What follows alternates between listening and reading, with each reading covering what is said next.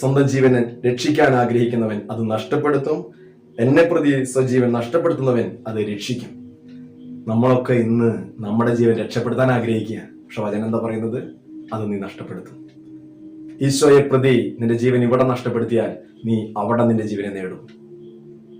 ഇന്ന് നമ്മുടെ ജീവനെ രക്ഷപ്പെടുത്താനുള്ള പരിശ്രമത്തിലാണ് ഇന്ന് നമ്മളൊക്കെ.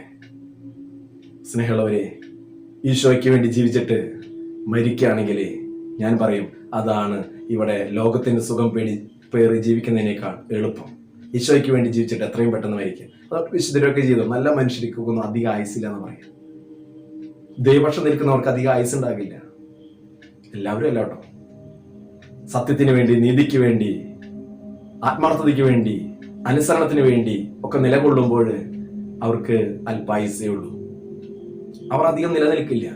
അവർക്ക് തിരിച്ചടികൾ നേരിട്ട് കൊണ്ടിരിക്കും. പക്ഷെ എങ്കിലും